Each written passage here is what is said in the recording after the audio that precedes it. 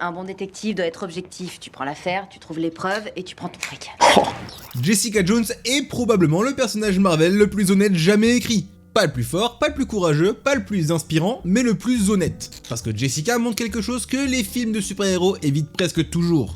Tu peux survivre à ton pire traumatisme et quand même ne jamais vraiment t'en remettre. Quand on pense aux héros Marvel, on pense à des héros qui tombent puis se relèvent. Jessica, elle ne se relève jamais vraiment. Elle avance en boitant, elle boit trop et devient alcoolique, elle repousse les gens qui l'aiment et elle transforme chaque relation en champ de mine. Et pourtant, c'est peut-être le personnage le plus humain de tout l'univers Marvel Netflix. Parce que Jessica Jones n'est pas une histoire de victoire, c'est une histoire de survie. Et la différence entre les deux est beaucoup plus importante qu'on ne le croit. Pendant 3 saisons, Marvel nous a raconté l'histoire d'une femme capable de soulever une voiture mais incapable de déposer le poids qu'elle porte dans sa tête. Une femme hantée par une seule voix, une seule personne, un seul traumatisme.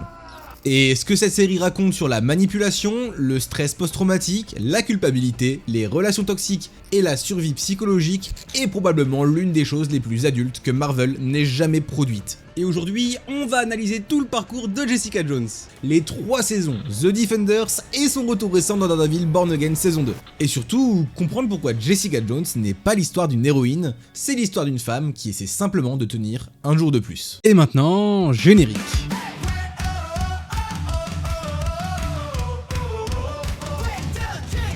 La série commence avec Jessica qui surveille des gens. Elle est détective privée, elle photographie des infidélités, retrouve des personnes disparues, facture trop cher et boit trop. Elle vit dans un appartement en désordre permanent avec des bouteilles de whisky à portée de main et une porte qu'elle répare elle-même parce qu'elle l'a défoncée trop de fois à coups de poing. Et qu'elle a eu des clients mécontents. Et en 30 secondes de premier épisode, tu sais déjà tout ce que tu as besoin de savoir sur Jessica Jones en début de série. C'est quelqu'un qui fait tout pour avoir l'air de ne pas se soucier de grand chose, et qui au final se soucie de tout en permanence. Le premier épisode est assez subtil parce qu'il introduit Kilgrave, l'antagoniste de la saison, via une de ses clientes, Hope Schlottman, qui a disparu. Et Jessica reconnaît immédiatement le schéma. Pourquoi ? En fait, elle l'a vécu. Rappelle-toi, je t'ai parlé de son truc. Avec la soirée d'anniversaire au bout d'un mois. Ça fait 1 mois qu'il a enlevé Hope et tout se répète. La lingerie, le cadeau, le restaurant, l'hôtel. Kevin Thompson, Kilgrave, un homme capable de contrôler n'importe qui avec sa voix. Il dit quelque chose, et toi, tu le fais. Occupe-toi d'elle.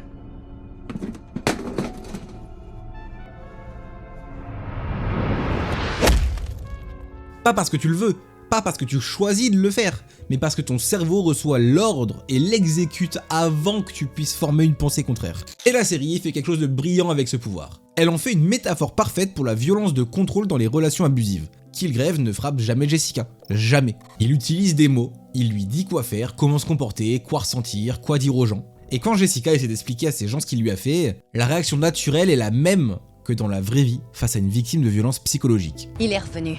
Ça remonte à 1 an, Jess. Tu l'as vu mourir. T'as vu son certificat de décès, tout ça, c'est un syndrome de stress post-traumatique. Non, c'est pas un putain de syndrome de stress post-traumatique. Est-ce que t'as toujours des cauchemars, des flashbacks? Il faut que tu retournes voir ce psy. Ce crétin m'a dit de réciter le nom des rues que je prenais C'est une pour méthode rentrer à la pour maison. gérer les traumatismes. $200 pour Birch Street, Cobalt Lane et Je t'ai Monkey dit que Drive. je paierais Tout pour ça, tes c'est des séances. conneries. Il est revenu. Je trouve que Kilgrave, c'est le méchant Marvel le plus réaliste de tout cet univers Netflix. Pas parce qu'il a un plan de domination mondiale, mais parce qu'il fait exactement ce que font les manipulateurs dans la vraie vie. Il t'isole, il te convainc que t'es responsable de ce qui t'arrive, il te fait croire qu'il t'aime et il détruit ta capacité à distinguer ce que tu veux de ce qu'il te dit de vouloir. David Tennant, l'acteur, joue ça avec quelque chose d'effrayant. Il est charmant, vraiment, t'as envie de l'écouter même en sachant, et c'est exactement ça le danger. Le piège de Kilgrave, c'est pas la force brute, c'est la séduction. Et Jessica a survécu à ça, physiquement. Mentalement, par contre, c'est beaucoup plus compliqué. Et surtout pour me soutenir, pense à t'abonner, à liker, à commenter et à partager la vidéo à tes amis. Et évidemment, tu peux également la booster sur mobile, parce que tant que t'as pas fait ça, le décor il revient pas. Vas-y, clique. Merci, on est reparti. Jessica Jones a un PTSD, un trouble du stress post-traumatique. Et la série ne la traite pas comme un élément de backstory. Elle en fait l'essence même du personnage. Chaque décision que Jessica prend en saison 1 est filtrée par ce PTSD. Elle boit parce que l'alcool émousse que ses sens lui renvoient en permanence. Chaque bruit, chaque voix masculine avec le bon timbre, chaque porte qui s'ouvre sans qu'elle s'y attende. Elle insulte les gens, parce que si tu repousses les gens assez fort, ils s'en vont d'eux-mêmes et t'as pas à expliquer pourquoi tu peux pas les laisser s'approcher. Elle vit dans le désordre parce que contrôler son environnement serait trop proche de ce que Kilgrave lui imposait. Le chaos, au moins, c'est le sien et c'est son choix.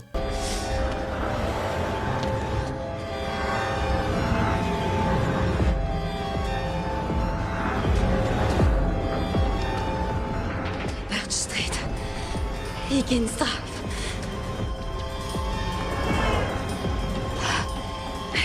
Elle a développé une technique pour tenir dans les moments de panique. Énumérer des rues, des noms de rues dans son quartier, dans l'ordre, en boucle, pour ancrer son cerveau dans le réel quand Kilgrave commence à reprendre de l'espace dans sa tête. C'est une véritable technique de grounding utilisée en thérapie pour les personnes en état de dissociation ou de panique. La série fait ça, elle intègre des mécanismes de survie psychologique réels au cœur du personnage. Et elle le fait avec une précision qui, à mon sens, force le respect. Jessica Jones est le portrait le plus juste que le genre de super-héros ait jamais fait d'un survivant de traumatisme. Pas parfait, pas guéri, pas héroïque dans la douleur, juste quelqu'un qui tient, mal, avec les outils qu'il a à disposition, et qui recommence le lendemain. Il y a un non-dit dans Jessica Jones qui court sur toute la série. Jessica dit qu'elle s'en fout, elle dit qu'elle n'est pas une héroïne, elle dit que son cabinet existe uniquement pour payer le loyer. Et ensuite, elle passe chaque épisode à risquer sa vie pour des gens qu'elle connaît à peine.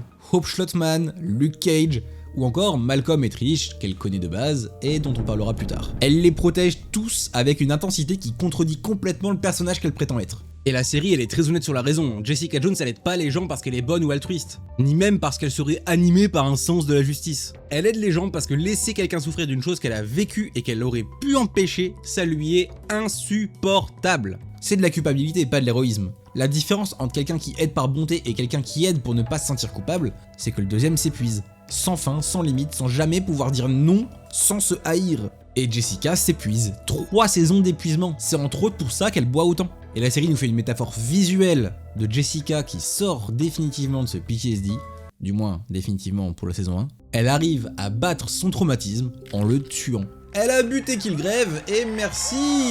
La scène était violente, juste comme il faut, et on a apprécié. Et maintenant, sans transition, on passe à The Defenders. Et oui, Matt Murdock, Luke Cage, Danny Rand et Jessica Jones qui arrive en dernière et qui comprend pas pourquoi elle est là. Et ça, elle le fait sentir à tout le monde. J'entends toujours un néon.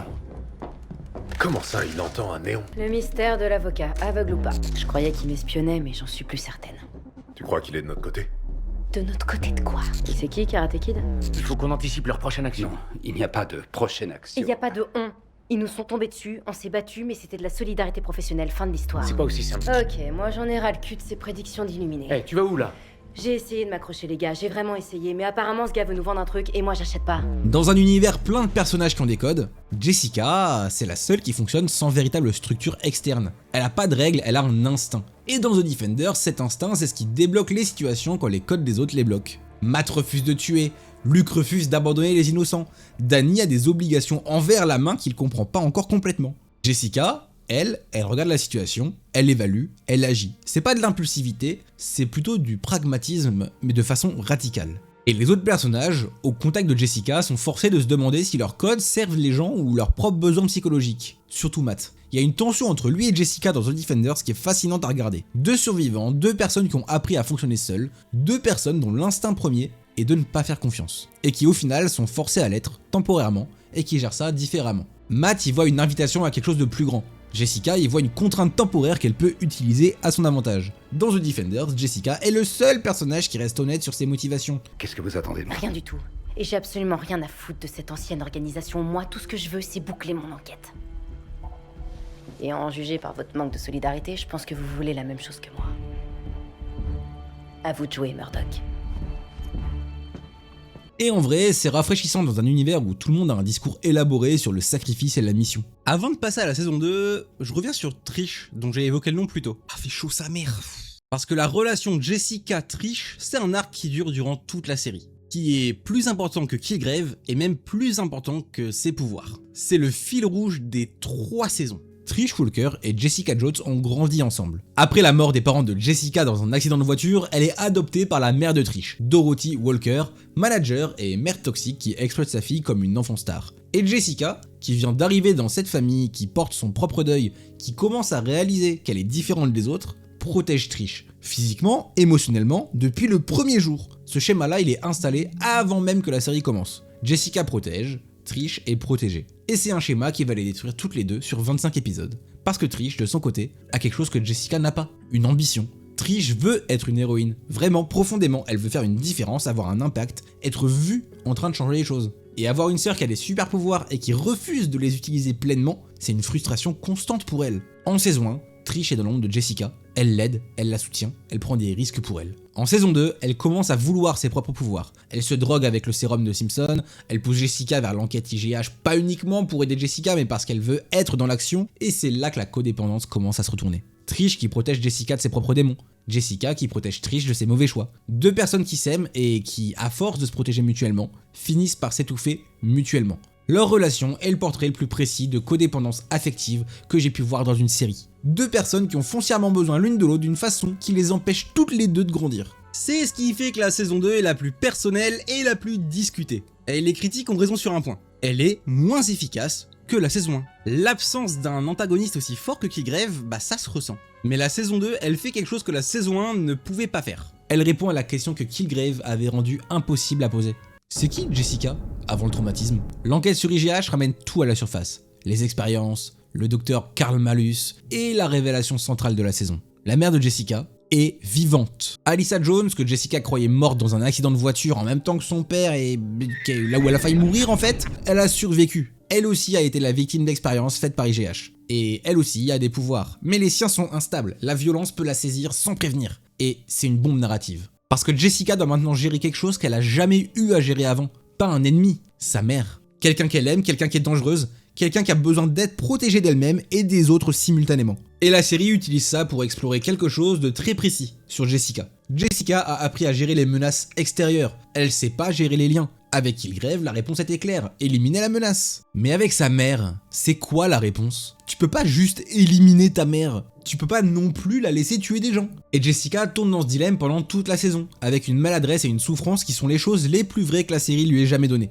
La saison 2 montre Jessica Jones face à quelque chose que la force physique seule ne peut pas résoudre. Et en fait, c'est la seule vraie limite du personnage. Pas ses ennemis, pas ses pouvoirs, les gens qu'elle aime. Le retour de Kilgrave, en hallucination cette fois, est le moment qui, je trouve, a été le plus intelligent de la saison. Parce que Jessica commence à commettre des actes violents qui l'effraient, et Kilgrave apparaît dans sa tête comme une voix qui la valide.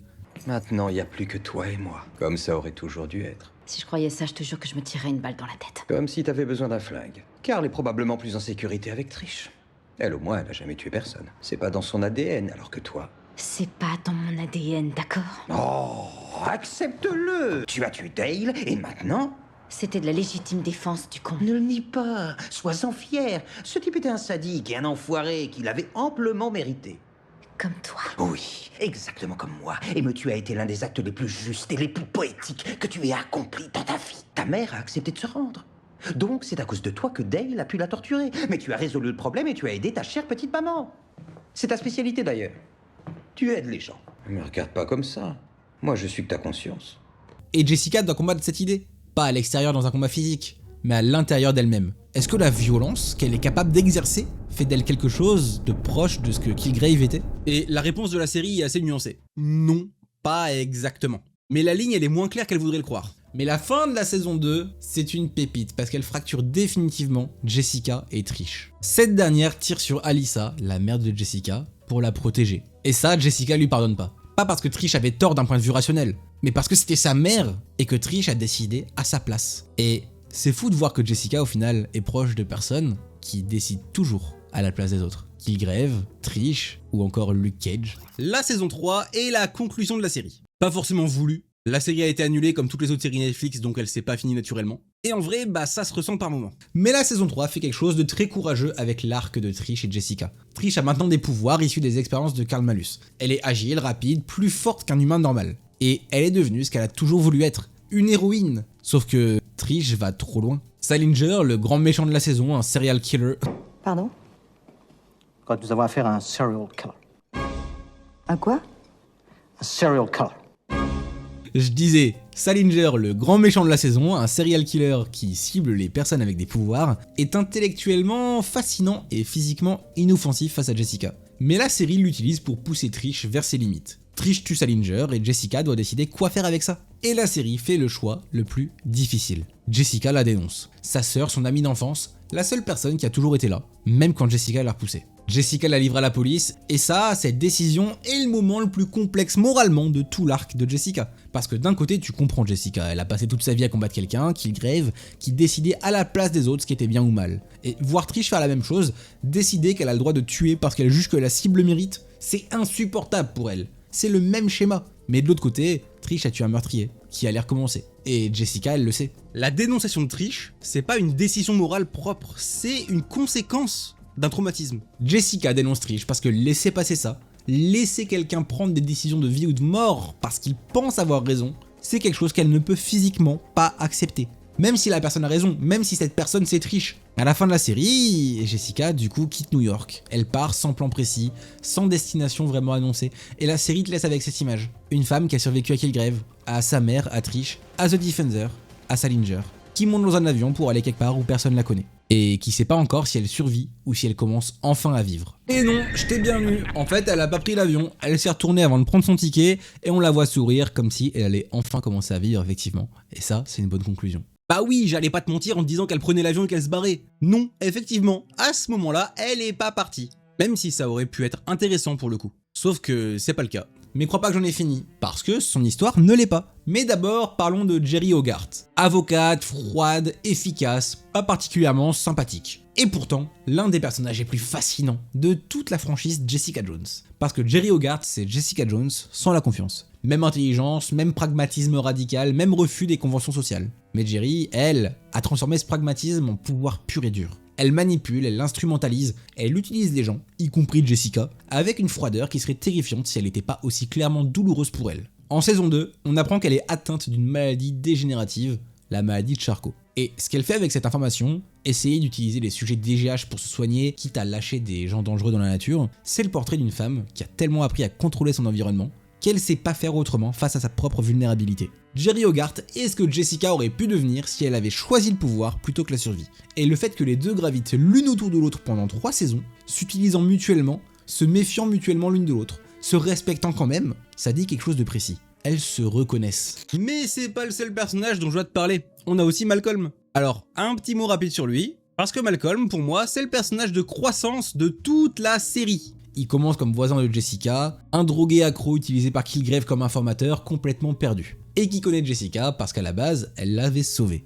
Et sur 3 saisons, il devient quelqu'un. Il quitte sa dépendance, il prend des décisions éthiques difficiles, et il finit par bosser chez Hogarth, donc chez Jeri. Pas parce que c'est parfait, mais parce que c'est un choix qu'il a lui-même fait. Et ce que Malcolm dit sur Jessica, sans jamais le dire explicitement, c'est que la survie peut mener quelque part. Que les gens brisés qui gravitent autour de Jessica peuvent trouver leur chemin. Jessica, elle, regarde Malcolm évoluer avec quelque chose entre la fierté et l'incompréhension. Parce que elle sait pas encore faire ça pour elle-même. Et tout comme Luke Cage, son histoire aurait dû s'arrêter là suite à l'annulation des séries Netflix. Mais elle est revenue très récemment dans Daredevil Born Again saison 2 et j'étais trop content. Et son retour il dit quelque chose d'important. Jessica est là pour protéger quelqu'un, pas pour une grande mission, pas pour sauver New York, pour une raison concrète, personnelle, limitée. Sa fille Danielle. Elle aide Matt, elle confronte Monsieur Charles, elle donne les informations qui permettent de débloquer la situation. Et ensuite, elle essaie de partir. Tu comptes faire sortir Karen? J'en sais rien, il y a peut-être une possibilité de faire autrement. Attends, je te préviens, je peux pas t'aider. Je suis venue là pour une seule raison. Que Charles arrête de me coller au cul. Maintenant, il faut que je rentre m'occuper de Daniel. Non, t'as pas besoin de te justifier, ta fille passe en priorité. Fisk s'arrêtera jamais.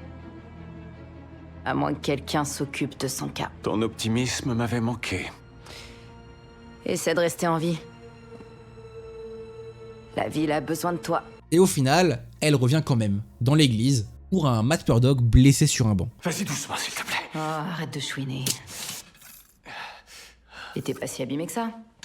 C'est facile à dire pour toi, j'ai pas tes super pouvoirs. Je confirme, et t'as pas accouché non plus. Ah, c'est vrai que c'est pas aussi drôle que le Sweet Christmas de Luke Cage, hein. Mais qu'est-ce que c'était efficace. Et ce retour, il dit tout ce qu'on a besoin de savoir sur l'évolution de Jessica depuis la fin de sa série. Elle a une fille, elle a Luke, elle a quelque chose. Elle est toujours pas à l'aise avec l'héroïsme, elle est toujours cynique, elle est toujours la dernière à arriver et la première à vouloir se barrer. Mais elle arrive quand même. Et elle repart, cette fois, vers quelque chose. Et au final, c'est peut-être la première fois qu'on peut dire ça d'elle. On va finir avec un petit comparatif avec les autres personnages de l'univers The Defenders Netflix. Sauf celui dont on n'a pas encore parlé. Frank Castle, vous le savez, il a choisi de ne pas survivre. Matt Murdock, on le sait, il a choisi de ne survivre qu'en en payant le prix fort à chaque fois. Luke Cage, il a choisi sa communauté, quitte à devoir la contrôler. Mais Jessica Jones, elle a choisi de survivre. Juste ça, juste survivre. Et pendant 3 saisons, la série te montre que c'est déjà un combat énorme. Pas spectaculaire, pas héroïque au sens traditionnel du terme.